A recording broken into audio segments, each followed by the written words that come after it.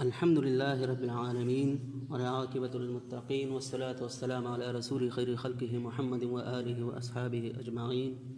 أما بعد، بسم الله الرحمن الرحيم. عن أبي هريرة رضي الله عنه أن رجلا قال للنبي صلى الله عليه وسلم: أوصني. قال: لا تغضب. فردد مرارا قال: لا تغضب، أو كما قال عليه الصلاة والسلام. حضرت ابو ہریرہ رضی اللہ عنہ سے روایت ہے کہ ایک شخص نے نبی کریم صلی اللہ علیہ وسلم سے عرض کیا کہ مجھے کوئی وصیت فرمائیے. آپ صلی اللہ علیہ وسلم نے ارشاد فرمایا کہ غصہ مت کیا کرو. اس شخص نے پھر وہی اپنی درخواست کئی بار دہرائی کہ مجھے اور وصیت فرمائیے، مگر آپ نے ہر دفعہ یہی فرمایا کہ غصہ مت کیا کرو. کل والی حدیث میں ہم نے دنیا کی محبت کے بارے میں کچھ احادیث آپ کے سامنے پیش کیے تھے، اور اس درس کا خلاصہ یہ ہے کہ دنیا کی محبت تمام گناہوں کی جڑ ہے، تمام خطاؤں کی جڑ ہے. دنیا کی وجہ سے انسان حسد میں بھی مبتلا ہو جاتا ہے، بغض کینہ میں بھی مبتلا ہو جاتا ہے، کسی دوسرے کے قتل و غارت، کسی دوسرے کو نقصان دینا یا نقصانات کے لیے پلاننگ اور منصوبے بنانا، یہ سب دنیا کی محبت کی وجہ سے ہوتا ہے. مطلب آپس میں کوئی دنیاوی چیز درمیان میں ایسی ہوتی ہے کہ اس کی وجہ سے وہ ایک دوسرے کو نقصان دینا پسند کرتے ہیں. تو یہ تمام گناہوں کی جڑ دنیا کی محبت ہے. اسی وجہ سے نبی کریم صلی اللہ علیہ وسلم ارشاد فرماتے ہیں کہ اپنے سے اونچے مرتبہ کے لوگوں کو مت دیکھو. دنیاوی لحاظ سے جو آپ سے اونچے مرتبہ کے لوگ ہیں ان کو مت آپ دیکھیں، ان سے آپ متاثر مت ہوں، بلکہ اپنے سے کم مرتبہ لوگوں کو آپ دیکھیں، ان پر نظر رکھیں. اور اس کا فائدہ یہی ہوگا کہ آپ میں شکر کا مادہ پیدا ہوگا، آپ شکر گزار بندے بنیں گے. آپ اللہ تعالیٰ کا شکر ادا کریں گے کہ اے اللہ، آپ کا شکر ہے کہ اس شخص کے ساتھ وہ نعمتیں نہیں ہیں جو آپ نے ہمیں دی ہیں. اور اگر آپ اپنے اونچے مرتبے والوں سے متاثر ہوں گے، ان کو آپ دیکھیں گے، تو آپ میں ناشکری پیدا ہوگی. تو اس وجہ سے حدیث کا مفہوم ہے کہ اپنے سے اونچے مرتبے کے لوگوں سے آپ متاثر نہ ہو، ان پر آپ نظر نہ رکھیں، بلکہ نیچے جو آپ سے کم تر مرتبہ کے لوگ ہیں ان پر نظر رکھیں. اب جو حدیث میں نے پڑھی یہ غصہ کی ممانعت کے بارے میں ہے کہ بے جا غصہ کرنا، بات بات پہ غصہ ہونا، ٹینشن میں آنا اور بد اخلاقی کرنا، یہ بہت بڑا گناہ ہے اور یہ ایک باطنی بیماری ہے.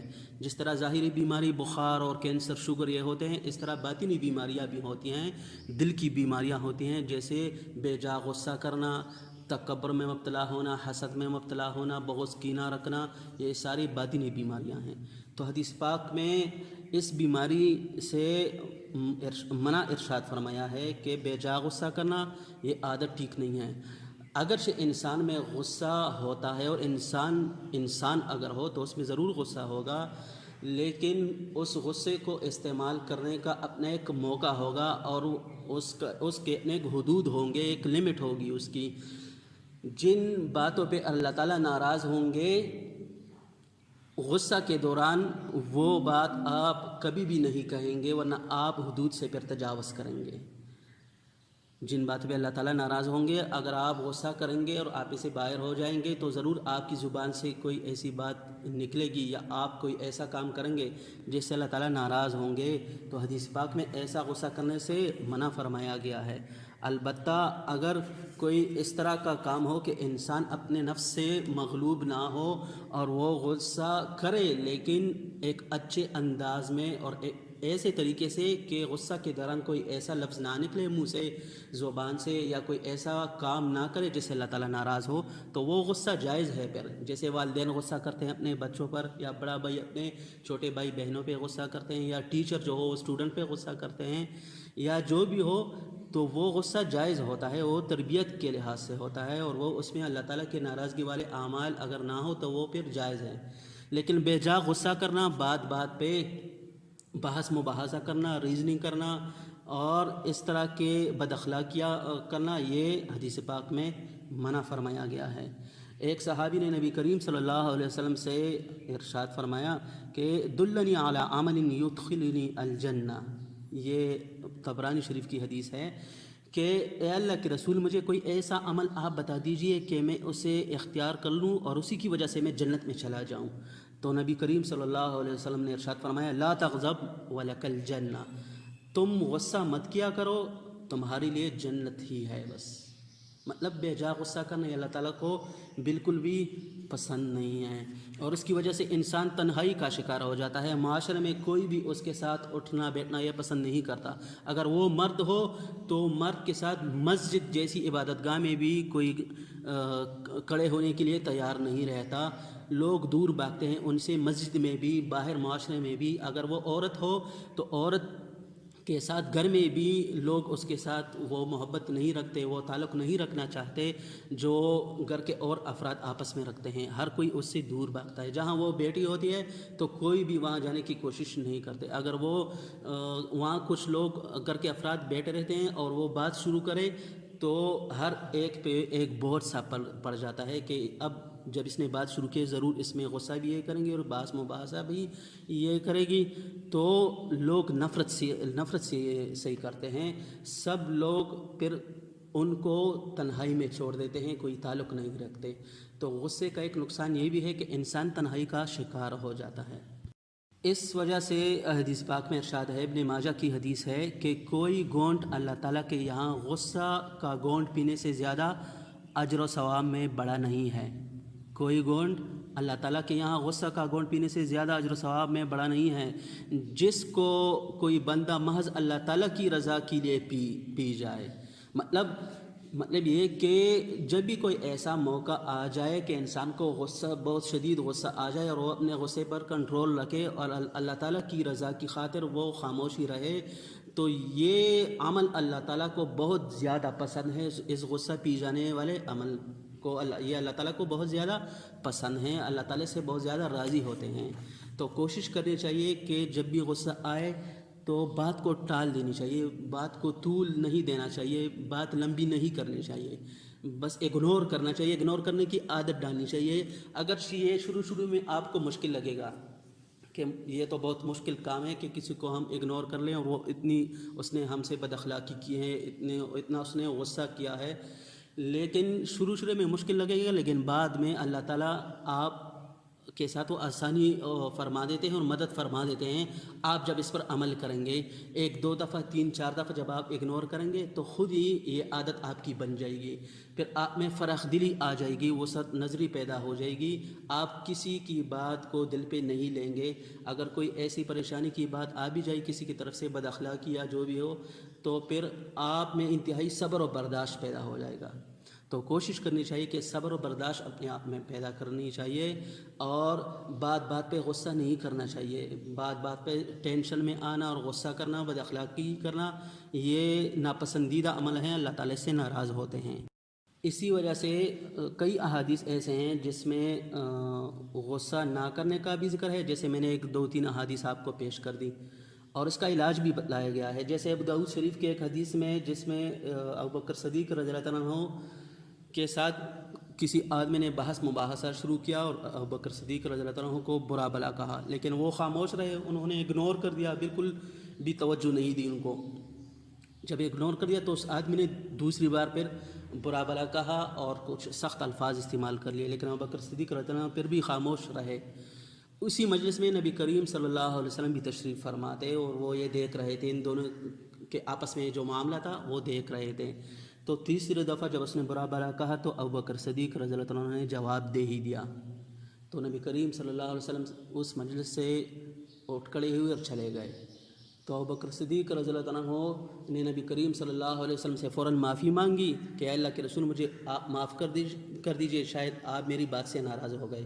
تو نبی کریم صلی اللہ علیہ وسلم نے ارشاد فرمایا کہ اصل بات یہ ہے کہ جب تک آپ جواب نہیں دے رہے تھے تو آپ کی طرف سے ایک فرشتہ مقرر ہوا تھا، وہ آپ کی طرف سے جواب دے رہے تھے، وہ فرشتہ آپ کی طرف سے وہ جواب دے رہے تھے، لیکن جیسے ہی آپ نے جواب دے دیا تو شیطان اس مجلس میں آ کے بیٹھ گیا۔